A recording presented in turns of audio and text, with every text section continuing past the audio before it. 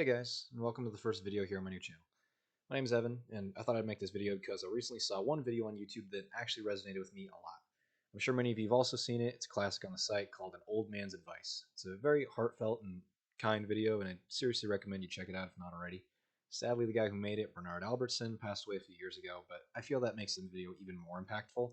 The entire point of it being him wanting to help others and, give them some advice that would transcend his own lifespan, like a legacy, and maybe connect with people that he'd never be able to in real life. But anyway, back to me, someone way more important than anyone else on the planet.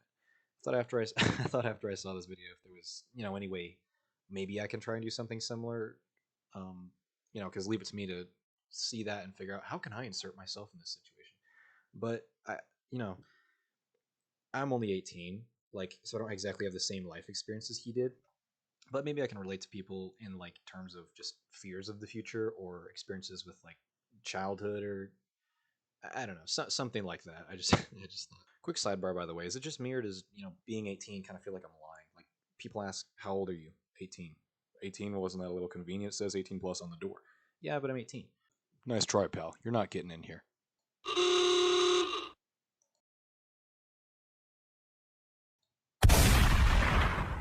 Oh my God! He has a gun! Someone call the cops, please!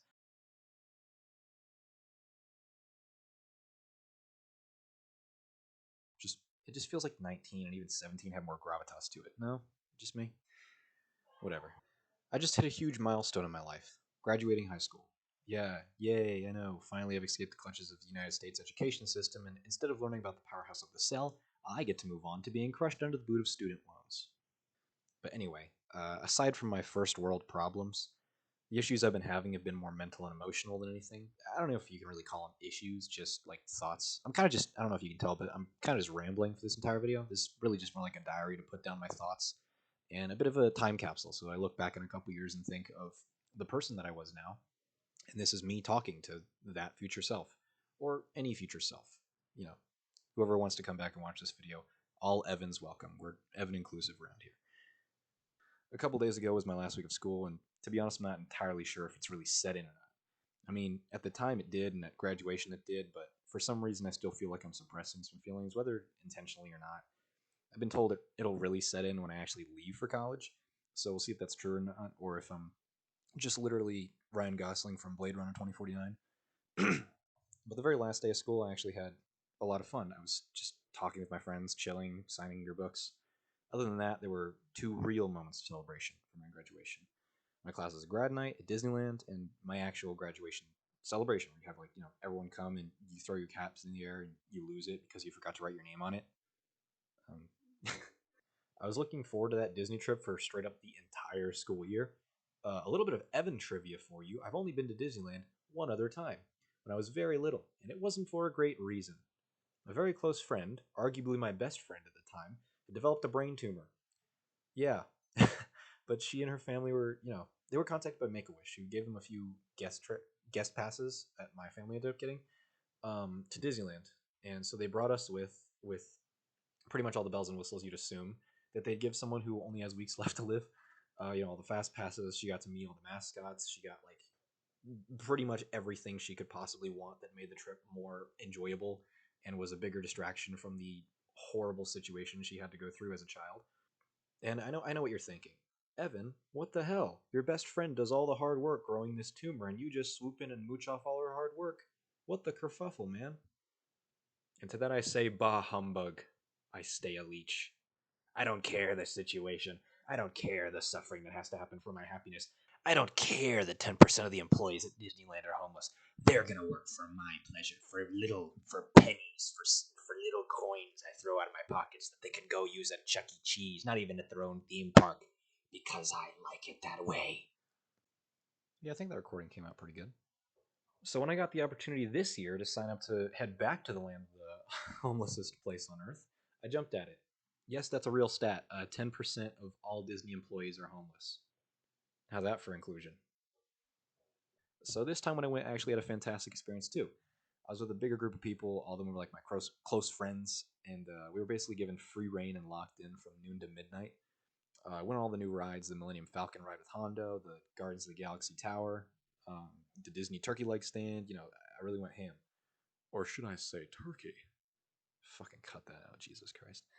But anyway, just know I had a great time with some great people, and I'll never forget it. At the very end of the trip, when we were coming back home on our bus, I couldn't help but have this melancholic joy about the fact that someday I'm going to look back on this with, I'm going to think this is like the glory days, of the golden age. Berserk reference, Berserk reference. And it just felt so freeing. I can't really explain it any better than that. It just felt like home, like I completed a journey. My graduation was a bit different. I was expecting to cry several times, and I almost did, but I didn't actually shed any tears. I just did that annoying thing where your mouth hurts and you can't really breathe right, but no tears come out because as a man, I bottle up all of my emotions and use them as fuel in fights later. But it still felt amazing. Just seeing my friends go up and accept awards they'd worked for like over a decade for, crying and then seeing their families absolutely losing it and seeing their kid be in the spotlight, just cheering them on like crazy. It was a great feeling. And you feel like I was watching like the next like Nobel Peace Prize or prize winners, Olympians, any of those successful people you can name off the top of your head, be born. And along with those other type of people who got awards that I knew deep down in my heart would never ever get past this peak of their life. They would live their life unhappy with people who don't love them, all in an effort to keep their life looking perfect from the outside. Those prissy white fuckers. I like actual GTA NPCs. I am an absolute hater of them, and though I'm not religious, I do a little thing called praying on their downfall. There were a few moments that really shine that day. One being I was actually mentioned in my friend's acceptance speech. She was valedictorian of our class, and my other friend was salutatorian, and his speech was great too. But what can I say? I'm a narcissistic white guy. I like hearing my name mentioned, and then applause follow. And just to be honest, that meant the world to me. Not the applause. I'm not that big of a dick. But the past 3 years of high school before senior year have been all over the place. I had friends I thought I was comfortable around, but was really wearing a facade around most of the time, and I was in love with someone who couldn't love me back. But hearing my name get mentioned and then knowing afterwards I was going to go find her and my other friends, and all of us would in unison jokingly make fun of her for wasting her time education and not getting into drop shipping or crypto. Uh, that feeling of joking abuse, that reminded me of home. I felt great. Like I belonged, like I did something right, and the universe was letting me know. That was the moment I actually, did cry. I teared up. Not, I wasn't like sobbing, but it was something. Having another realization that someday this would be like the golden age or like a core memory, whatever you want to call it, made me think of all the times in middle school or elementary that I wondered what kind of person I'd grow up to be. Would I be hot, ugly, smart, not so smart? What would I do? Would I still love dinosaurs? Would I find people I loved? Would I ever actually see Herobrine? Most of those questions, I'm happy to say, have been answered, or at least halfway. I don't know if I'll be with these people forever or I'll know them forever. Probably not. But I don't even know if I'll be the same man I am now 10 years down the road, or if it'll end up being, or if I'll end up being a vet like I'm majoring in right now. But I know in my heart of hearts it'll work out. It could be ignorance or blind hope, but I've made it this far. There were times when I had to see a therapist because I was fighting my mom every day, or even when I was having suicidal thoughts. But I got through it. I always got through it.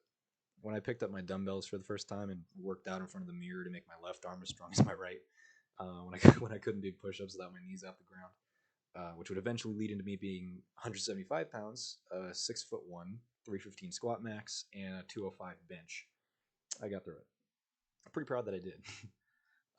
My mom when I was younger would often say that I was extremely lucky, that I had opportunities she never had, and because I had so much, it upset her that I was wasting it.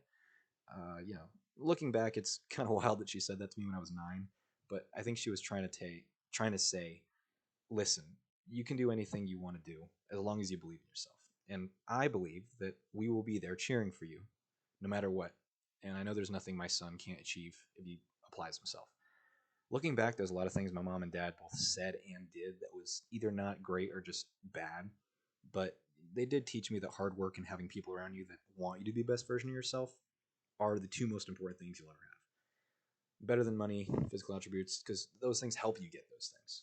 And with those building blocks, it's pretty difficult to not live a fulfilled life. And I know saying that's probably preachy and sounds goofy as hell, if not redundant, coming from another internet cracker trying to trying to put an impact on the world, like one of those dumbass mental health mental health and business tips pages that are really not about mental health and just about being narcissistic and fucking over everyone along your way to success.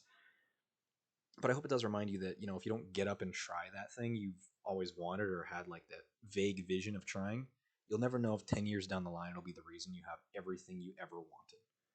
I guess for me, we'll have to wait and see. For all I know, this will be the last and only video I ever upload to this channel, or maybe I'll never even upload it at all. But I hope I do.